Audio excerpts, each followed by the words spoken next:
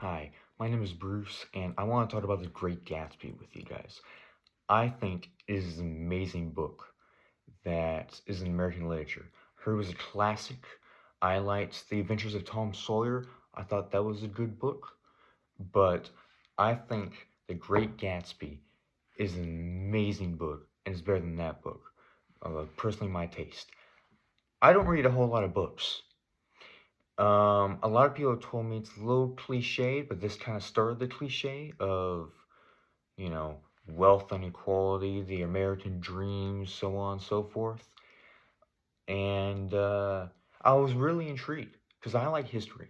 You have to read a lot in history, but I unfortunately don't. I should read more. And I mean, I heard it was an easy read. I heard that it was an amazing story. And I want to tell you guys why I believe that this book is a 10 out of 10. But before I do that, I want to talk about the author, Scott Fitzgerald.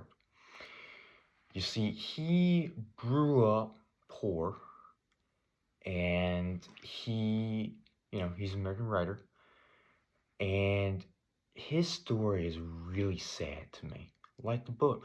That's how I would describe the book and his life. Melancholy. It's a very sad book, and Scott Fitzgerald, he had a very sad life. He grew up poor, and he saw around him, how wealth can corrupt people, and how people use that wealth to get away from trouble.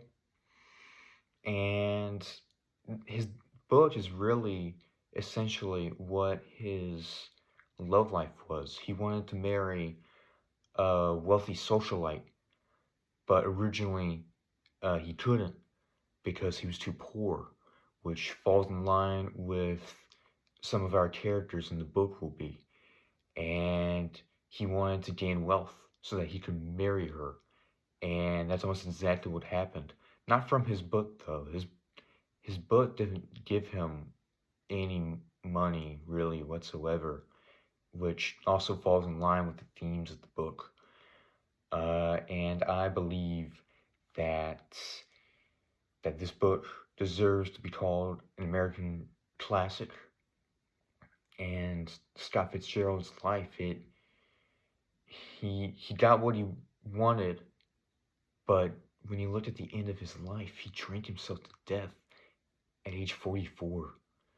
So he was really sad, and even though he got that love from his wife, well, if you can call it that, he never really felt that he succeeded in life, which is really sad because he was there with his wife all the way because she was diagnosed with schizophrenia back in the day, and schizophrenia in the 19 when he died in somewhere in 1940s, that's I mean, it's not like today where you can get help with that. You were kind of just thrown in poorhouses, in and loony bins, and or the worst part, you could have had a lobotomy, and yeah, your life was just miserable.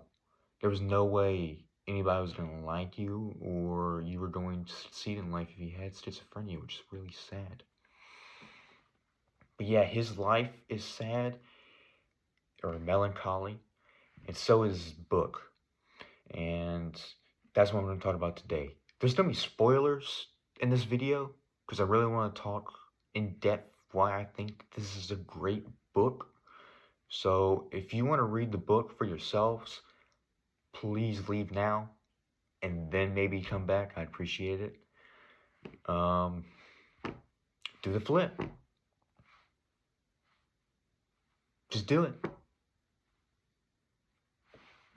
We got those losers out here. Let's go.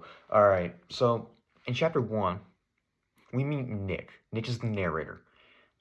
He sells bonds in the stock market, and this takes place in 1922. Where Scott Fitzgerald made the book. So if you can get a clear picture, the Roaring 20s in America, Alcohol is banned. If you can't sell alcohol. If you sell alcohol, you are imprisoned. This will be the rise of gangsters like Al Capone because of alcohol being banned, and the government couldn't sustain that because alcohol consumption and the selling of alcohol was America's fourth largest industry at the time.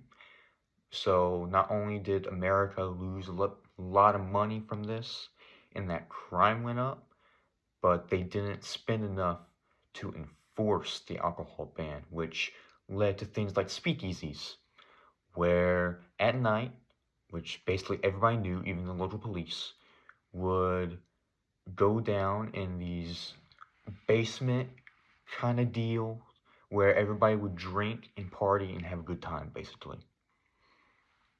And this will be the era of like gangsters like Al Capone. It's really interesting. People are starting to get away. People are starting to idolize these gangsters and bootleggers, where they would actually sell alcohol, and people who supported prohibition eventually saw all this, especially women. Women especially supported prohibition because they saw alcohol as one of the reasons why men were abusive to them. And eventually those women saw that they didn't really fix anything. So they elected, after Herbert Hoover, we elected Franklin Roosevelt. And he basically he banned, I'm sorry, not banned. He unbanned alcohol, and he would be our president during World War II. Yeah, so 1922, kind of a strange time in American history, after World War I, everybody's drinking more alcohol, even though it's illegal. No respect for any authority. And more automobiles. Like we're modernizing more, essentially. So keep that in the back of your mind when reading this book. So that's the culture of that time. So we meet Nick the narrator. Nick Carraway is his real name, but I'm gonna call him Nick the narrator. Very simple, rolls off the tongue. And we meet him. He is a bondsman, so he works the stock market, and he's meeting his cousin Daisy, who married Tom Buchanan, who is a very wealthy individual who has grown up on money. And Tom and Nick have met in in Harvard or Yale. Yale, it's Yale. My apologies. And they're somewhat knowing of each other. They met there, but they're not really necessarily friends. So he meets them. He also meets Jordan Baker at the Buchanan household, who is a good golfer, pro golfer, makes some money, which is almost unheard of at this time. Although this is a very unheard of time. Like, this is the middle between women having more voice in politics and stuff. And it's how we're going to get our 19th Amendment, where women can vote. And women are starting to be more independent until World War II comes along, where they start to become even more independent, and then they work in factories and stuff until all the men come back from Europe and Asia. And then 1950s, women don't have that many rights, although by law it says they do. They really don't. If you can't tell, I really like history. My apologies. Yeah, in chapter 1, we meet Nick, Daisy, Tom, and Jordan. And immediately they are really unlikable. Tom is a very huge racist, and he's basically being made fun of in the book for being racist. He believes that, I mean, it's the 1920s. I mean, he believes that white people are superior than any other race. He believes in eugenics, which is essentially pseudoscientific racism, where apparently white people are superior. Um, just more steps into why he's better than everybody else, essentially. Very egotistical. Um, and he believes that he's better than everybody else. You're going to see that a little bit more. You don't really like Daisy that much because Daisy's life is miserable, which is understandable because later in this chapter we learn that Tom cheats on her regular basis, and we don't like Daisy because she hopes that her child becomes just as full as her, just as miserable as her. It's not something a good parent would ever wish on their child. So, that's why I don't like her personally. Jordan isn't unlikable. She doesn't really say a whole bunch during this. And at the end of the chapter, Nick becomes very disgusted about this because this is really his first taste of what this entire book is going to be, where people are unlikable, and despite the fact they're very rich, they're also really trashy. Best way I could describe it. So in chapter 2, we go through the Valley of Ashes with Tom, because Tom wants to meet Myrtle, and Myrtle is his mistress, who he's committing adultery with. And they go through the Valley of Ashes, which is dusty and gray. Nobody wants to live here. And the most famous picture that you can have in your mind of in the book is the T.J. Eppelberg billboard, where it's his glasses and his bright blue eyes with a yellow background.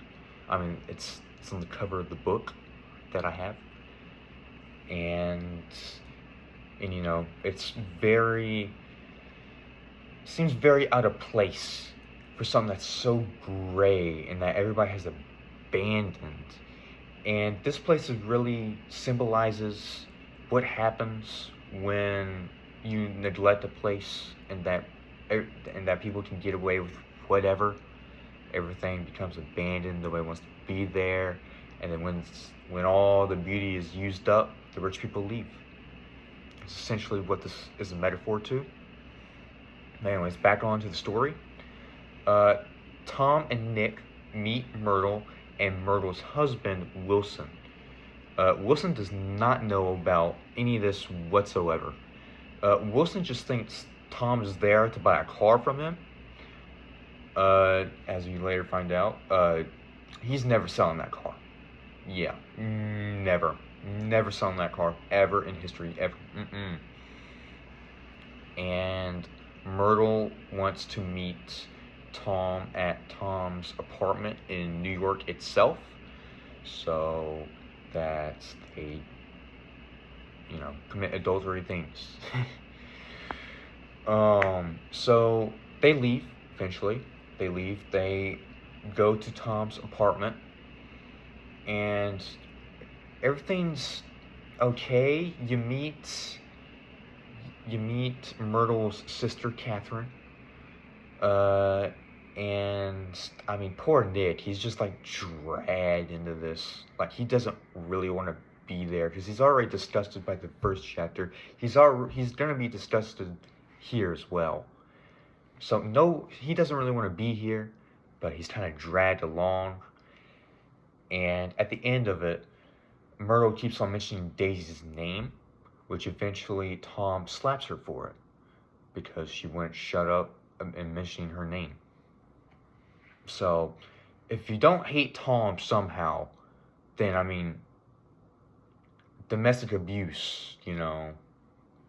I feel like he's already like he's hateable in chapter 1. He's hateable in chapter 2. He's pretty hateable throughout this entire book. You'll see that. Myrtle, you also dislike because she is willingly cheating on her husband with Tom, and Tom, frankly, doesn't really care about her. I don't get that sense. Like he's just using her for pleasure. Myrtle's very out of place as well because she's trying to mix in with the rich people, specifically the rich people in East Egg, which in East Egg, that's where the people who grew up with money and have only been around with money live there. They marry into each other and stuff like that. And West Egg, which is where people like Nick live,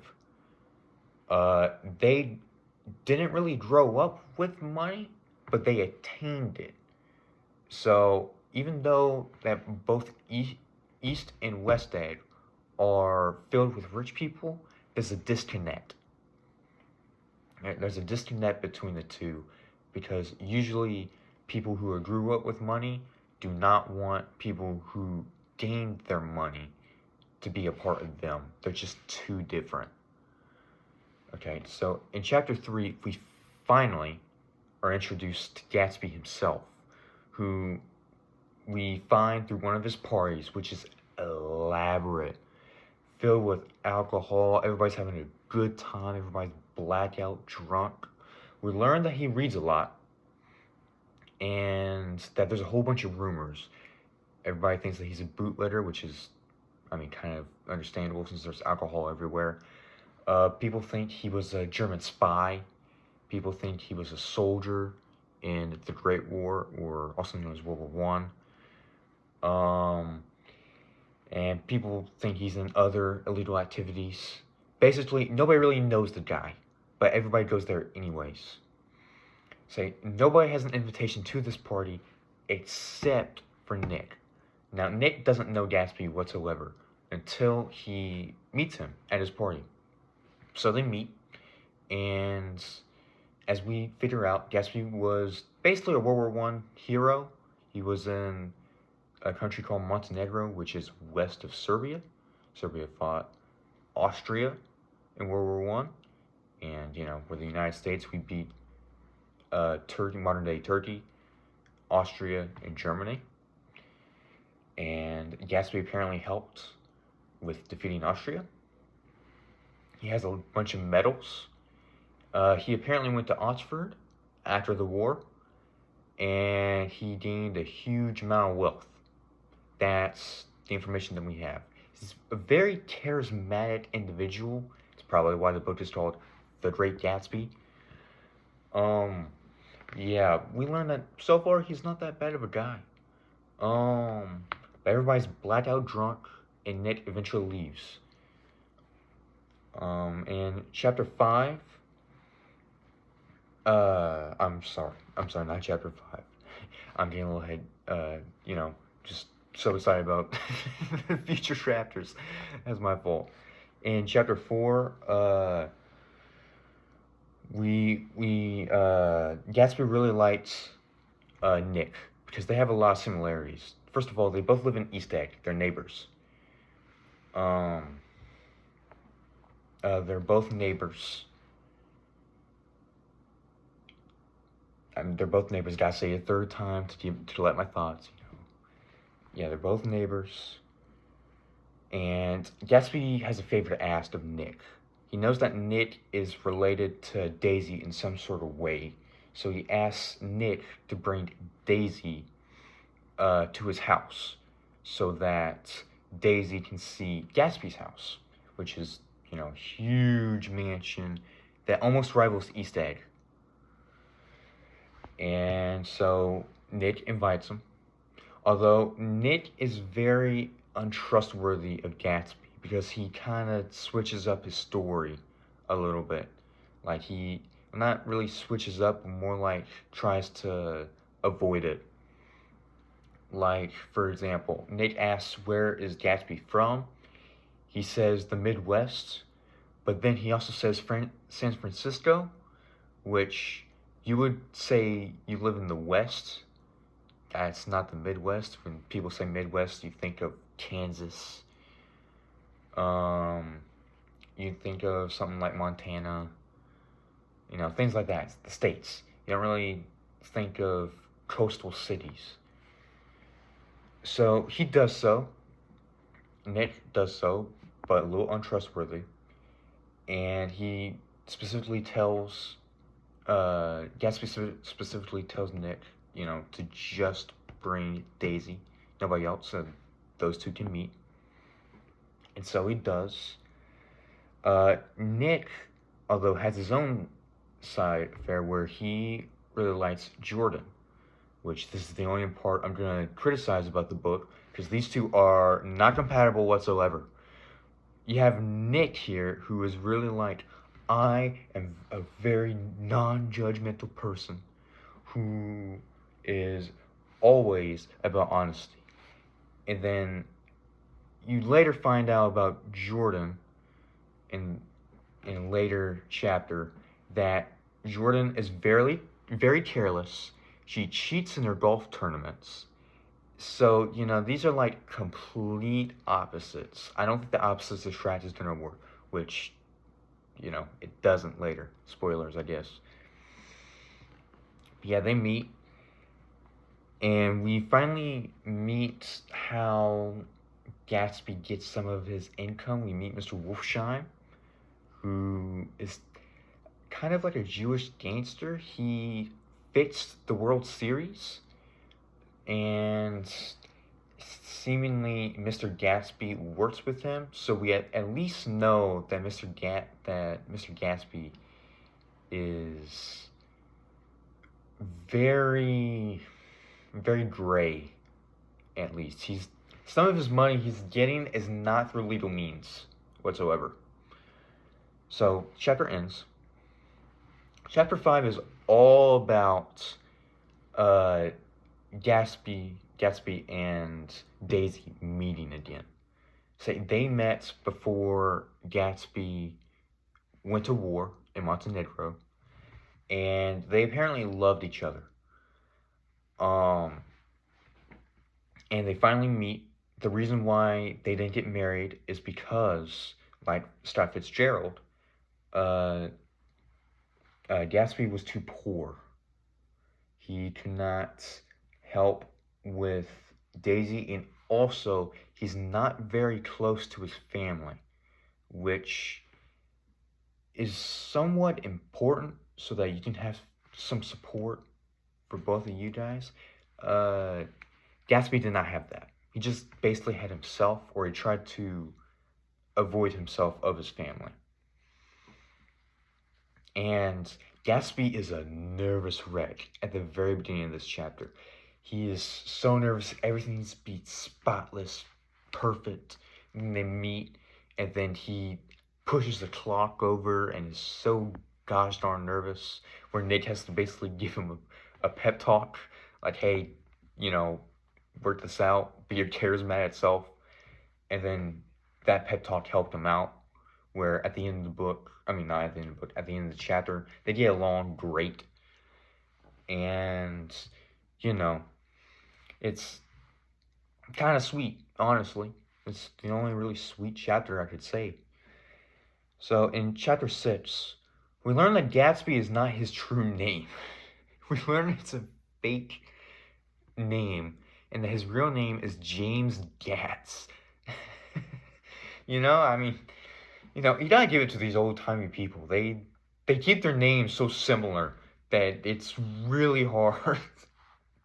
It's really hard to say, how are we not caught earlier? You know what I'm saying? Yeah, the names are similar. We learned that James Gats was born poor. Unlike Gatsby, Gatsby apparently was at least somewhat rich from his family. But no, James Gats was a poor man who eventually helped a very rich man named Dan Cody, and he got his ties along that way and made quite a bit of money from it. Not most of his money, but quite a bit enough so that he could have the connections and the ability to basically be a bootlegger.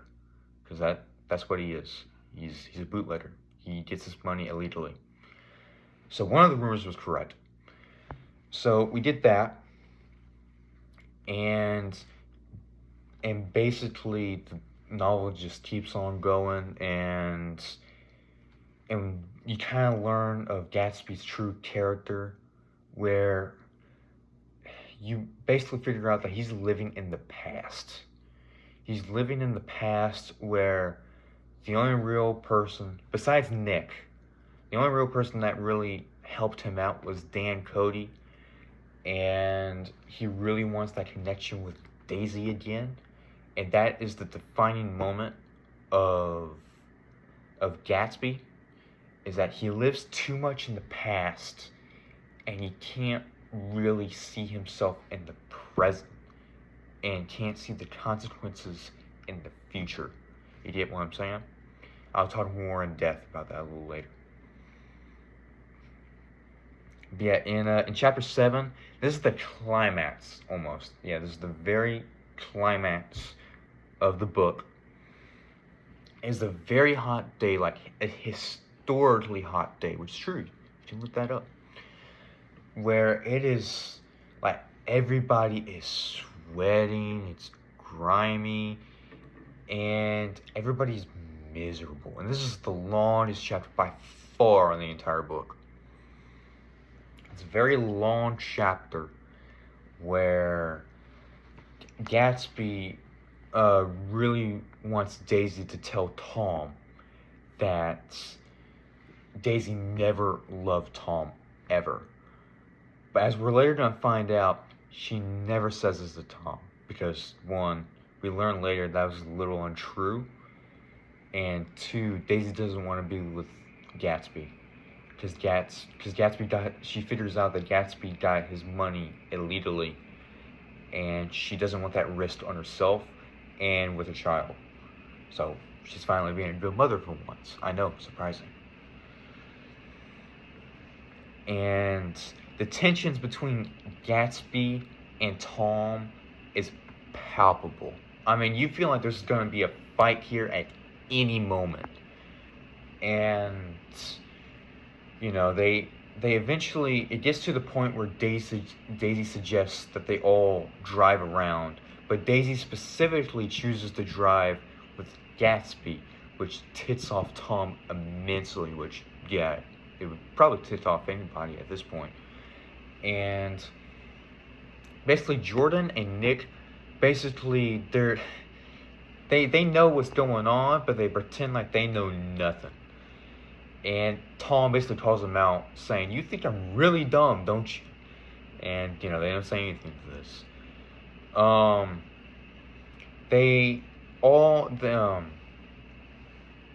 Nick, Jordan, and Tom, they go to Wilson's.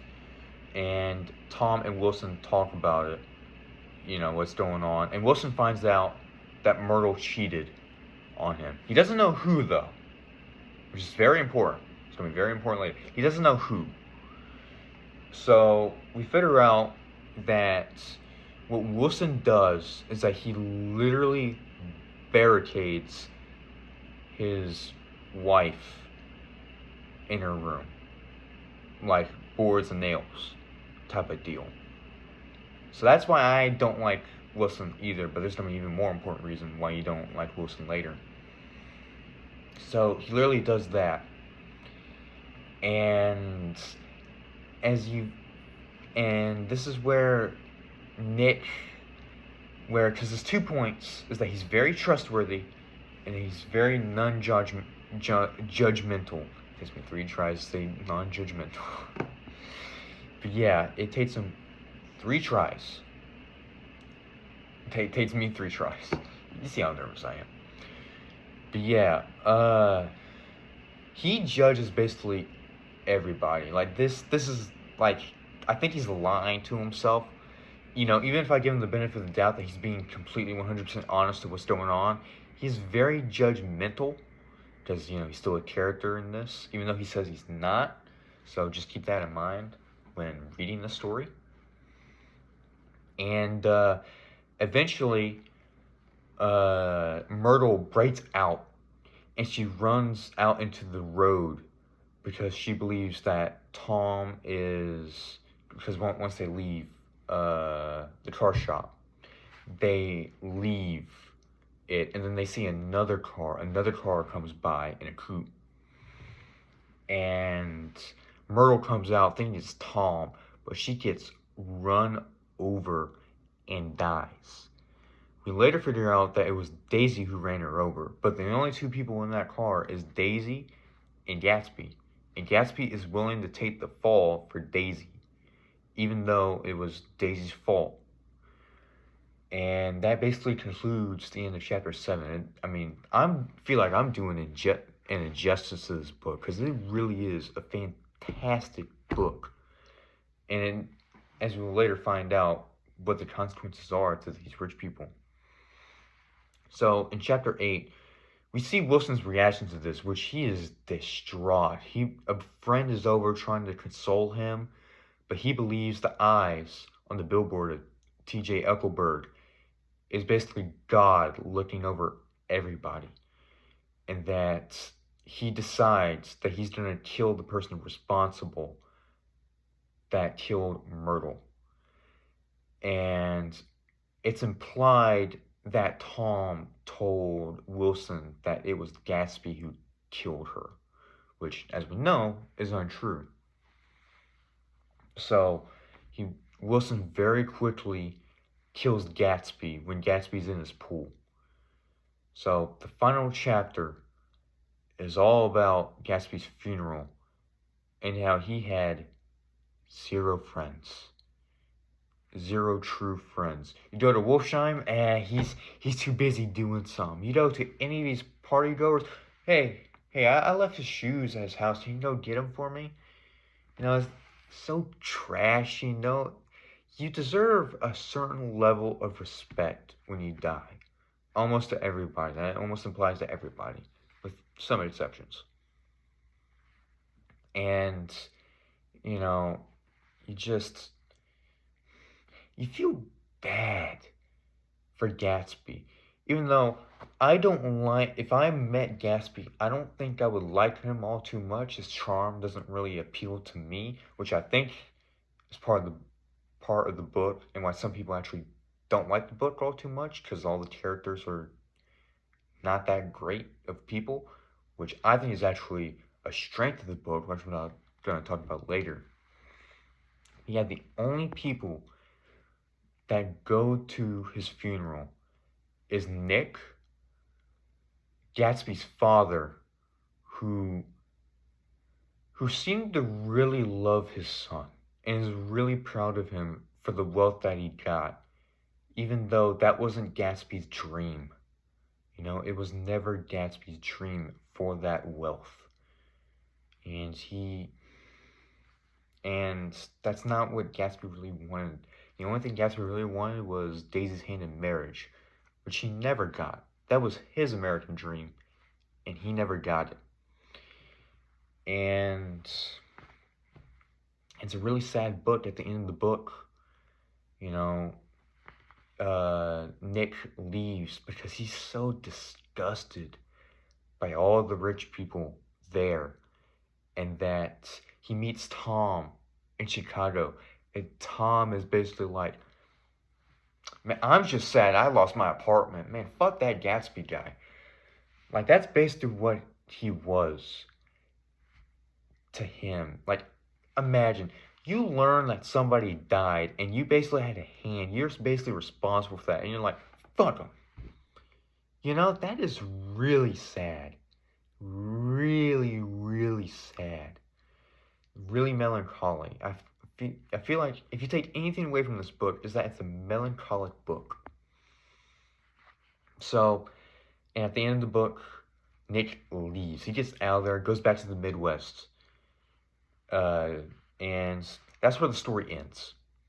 Now, the themes is that at the end of chapter 1, Gatsby looks at this green light, which is at the end of the docks of the Buchanan household.